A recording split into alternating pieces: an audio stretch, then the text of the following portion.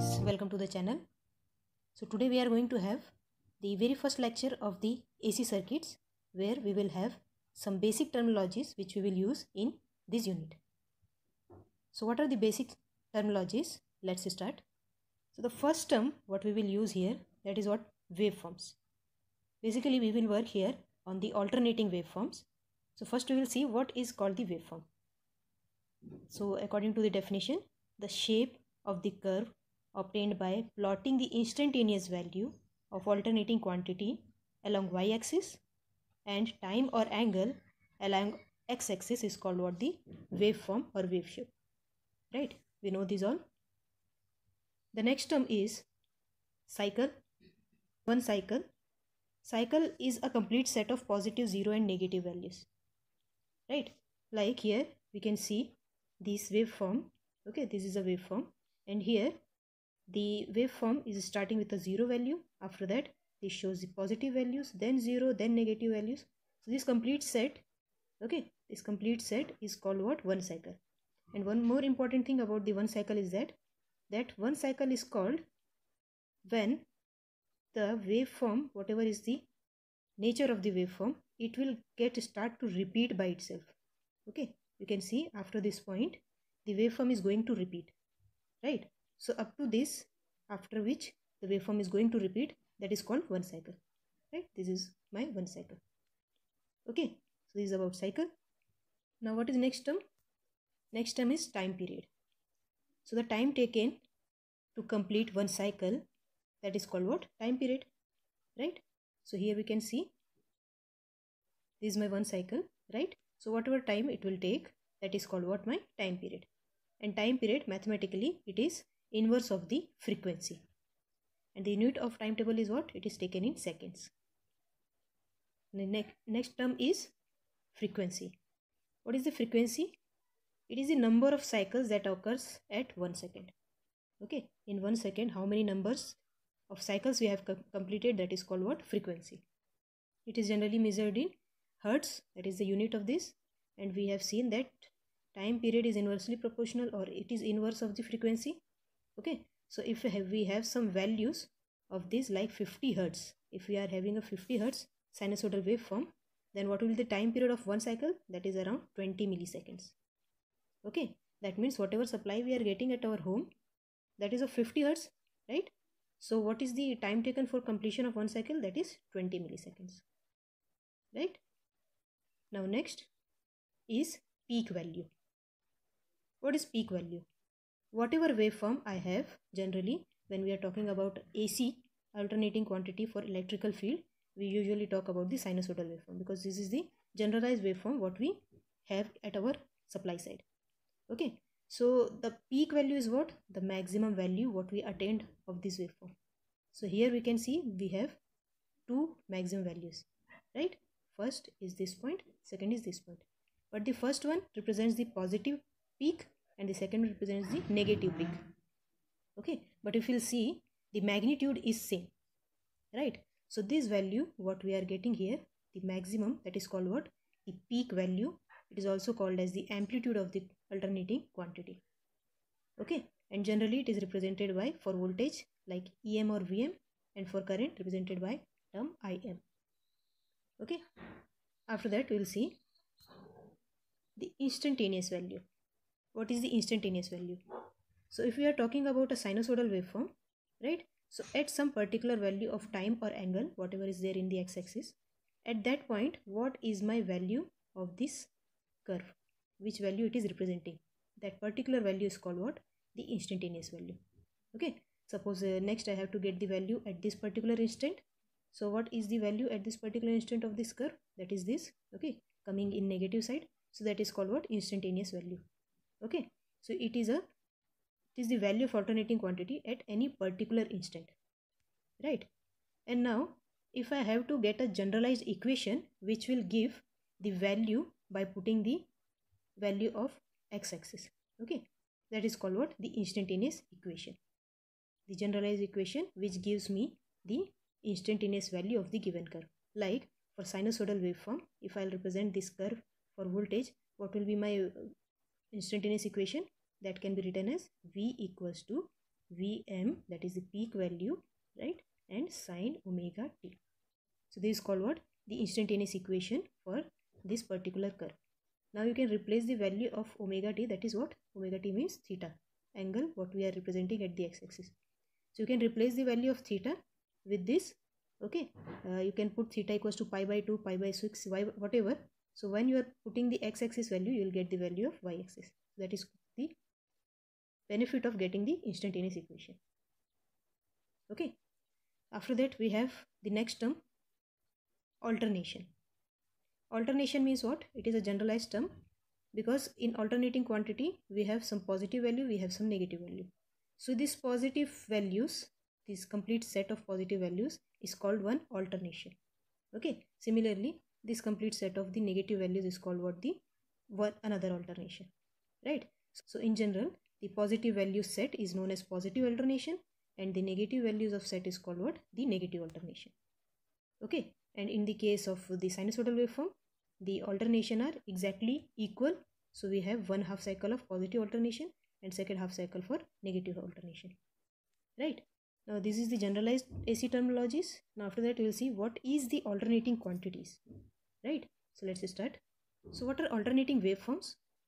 Alternating waveforms has some characteristic, right?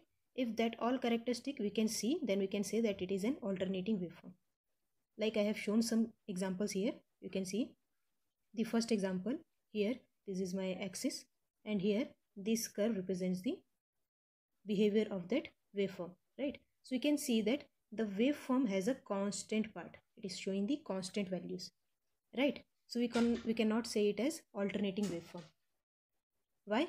Because alternating waveform has the first characteristic, which is defined as that it should have a change in the polarity as well as in magnitude. Okay. Alternating quantity has the change in polarity as well as in magnitude, right? So here we can see that this value shows the magnitude, and the magnitude is constant. It is not changing. That means it is not an alternating quantity, right? So we also know that this represents the DC waveform or constant waveform, and we know that it is not an alternating waveform. So let's see the second waveform. So here we can see that there is a change in the magnitudes. How? This value shows one value and this value is the 0 value. Okay. Similarly here, this is showing some value and then 0. So there is change in the magnitude. But if you'll see, there is no change in the polarity. See, this is my positive and after that 0. There is no change in polarity because both can be treated as positive only. To change in polarity, there should be positive and negative values, right? So this is also not an alternating quantity. Okay. What about the third one? Here again, we are having the significant changes in the magnitudes, but again the polarity is only the positive. We don't have any negative polarity values, right? So this is also not an alternating waveform or alternating quantity. So similarly, if you see with these waveforms, this is showing the sinusoidal waveform, right? So we can have that there is change in magnitude at each instant. We can see there is change in magnitudes, as well as there is change in the this polarities also. Where some values we are getting in positive side, some value we are getting in negative side. Okay, and that is going to repeat. So this is the best example and what we use in alternating circuits, right? This is called what? The sinusoidal waveform. Similarly, if I'll take this waveform, so here again the magnitude changes are available, right? And with that we have the change in polarities also. So this is also an example of alternating waveform. Similarly with this. Okay. So these are the alternating waveforms, and these are some examples which are not the alternating waveform. Okay. So after that we will see that what are the different types of alternating waveforms, or what are the names of that. So first we know that it is sinusoidal waveform. Okay. This is also an example of alternating waveform named as triangular waves. These are called what? Complex wave, or we can say the irregular shape. Okay. And these are called what? Square wave. These all four are the example of alternating waveforms. Hope you are able to understand which waveform is called as alternating and which is not an alternating. Right? Then next, as we know that in general in electrical field we generally use the sinusoidal waveforms only. So why we are taking this? There are some characteristics, because of that we are using this sinusoidal waveform for our application purposes. Okay, so what are those characteristic or benefits? So here are some specified. First, that it produces low iron and copper losses. Next, it offers less interference to the nearby communication system, and it produces least disturbance in the electrical circuits. Okay, so these are some main advantages of this sinusoidal waveform. Because of that we are using this waveform for electrical field. So this is about the alternating quantities and sinusoidal waveforms. Now we know that we are using these sinusoidal waveforms for our electrical engineering, and in this unit, throughout this unit, we are going to use this waveform only, this sinusoidal waveform only. Okay, so we have seen that there are some terminologies like peak value, and there are some more terminology which we will going to use throughout the unit. Not in this unit only, we will use it throughout the AC parts, that includes the three phase also. Okay, so we will see that all terminologies right now. So what are those? So the first term is what? Phase. What is phase? Phase of an alternating quantity is the fraction of the time period of the alternating quantity that has elapsed since it last passed from the chosen zero position or origin. Okay, so it is a fraction of the time period. Means what? See, in simple, I'll explain you in graphical way. If this is my sinusoidal waveform, okay, so if I am working at this particular instant, whatever is the value, this will be called as what? Instantaneous value. So what is the time we have crossed with the zero reference point? That is called what? The phase. Okay, how many time we have crossed, that is called what? Phase. This is the simple explanation for this. And in general, because we have the data in terms of the time period, and this value is known as what? T. Okay, represented with small letter t. So the fraction of this, the ratio of this is the phase value, right? So this is about the phase. Now what is phase angle? The similar thing what I have explained you for phase, that is what? If I am working at this particular point, so whatever angle I have crossed up to this with reference to the 0 point, that is called what? Phase angle. Okay, when the x-axis is represented in time, then we generally term it as phase, and if it is represented in terms of angle, then it is represented as phase angle. Okay, so here you can see that the first value, the first waveform is starting with the 0 value. Okay, so it has a phase angle of 0 degree, right? Now in the second waveform, you can see here that it is going to start before 0 by some value of phi.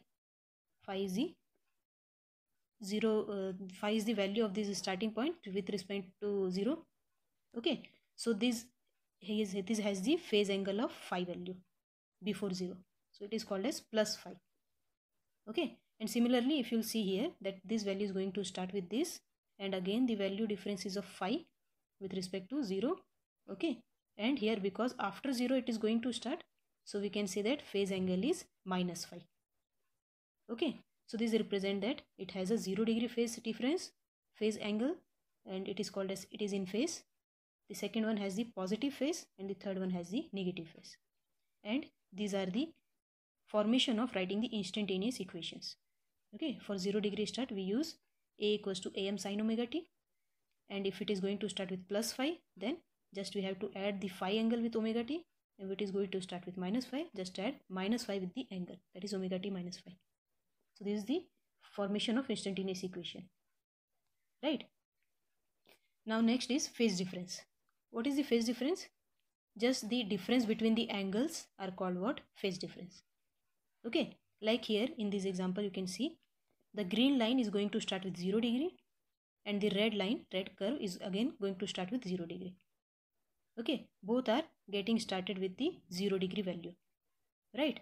So if you will consider these two curves, the green curve and the red curve, both are getting started with the 0 degree. That means there is no phase difference. The phase difference is 0.